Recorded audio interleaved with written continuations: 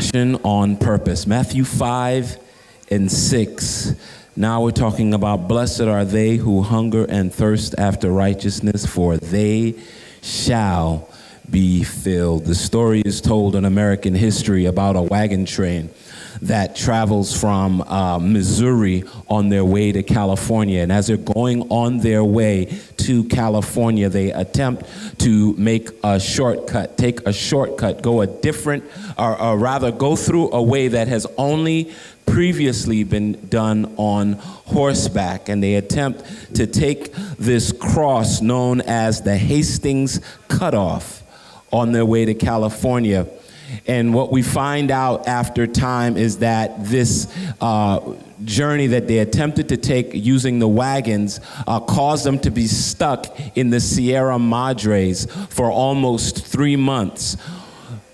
After that, we find out that a number of the people within this group, within this party, the Donner Party, did not make it. And as a result, those who did make it had to make some decisions about how they were going to survive and what they were willing to do to survive. When we look at the beatitude that says, blessed are they that hunger and thirst after righteousness, the question is in the mind is, are you really hungry? How hungry are you? And have you ever been so hungry that you're willing to do anything to eat, that you're willing to do anything to drink? I think about sometimes if you've ever taken in salt or high amounts of salt in your mouth at any one time, you'll actually choke unless you have some sort of liquid to be able to satiate your palate. And what God is saying, what Jesus says is, blessed are they that hunger and thirst, not for just anything, but for righteousness, for right doing. How often are we willing to hunger and thirst for right doing? We desire to do right, but are we willing to, or are we so hungry for it that we're not willing to starve? And when we're challenged in that way, when it comes to doing the right thing and making the right choices, Jesus says, if you're hungry and thirsty for that, you will be filled, meaning you're going to be able to make the right choices, but you've got to be so desperate for him that he will take you the rest of the way. A lot of people complain about not being fed at church as if it is the responsibility of the preacher to be able to fill them. Some people will say they'll go to a different church because they didn't feel like they were being fed, or the food of the Bible was not being given to them in a manner in which that they felt like they got enough to eat. Sometimes I think about the fact that is it whether or not they just didn't feel like they got enough, or that they didn't learn anything on that particular day in church?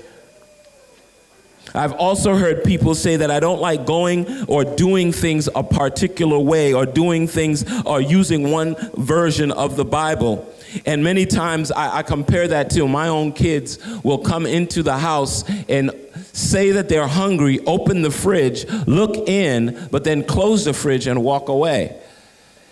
And they say, but Dad, we were hungry. I was like, well, how is that possible that you could say that you were hungry? Look into a full fridge, then close the same fridge and walk away the same way. Maybe because what was in the fridge wasn't what you wanted to eat, but what's in the fridge was no less necessary for you to live.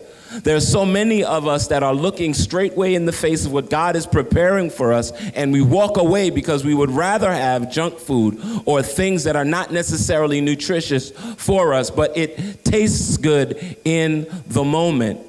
God has a full fridge open for all of us to be able to sit down and dine. As a matter of fact, the Bible records this story of a king, a ruler who wants to invite all of these people in for a meal, and he sends out his servants. And when he sends out his servants, the people all have an excuse as to why they cannot come to the meal. So when his servants return, they tell him, well, none of the people wanted to come to the meal.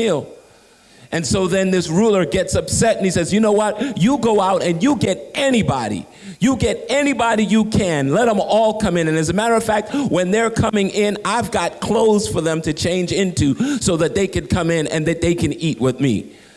This is what God desires to do with each and every one of us. All of us who hunger and thirst for righteousness, there's a guarantee that you will be filled and you will not have to settle for the fast food of today, but God's got food that is going to prepare you for eternity.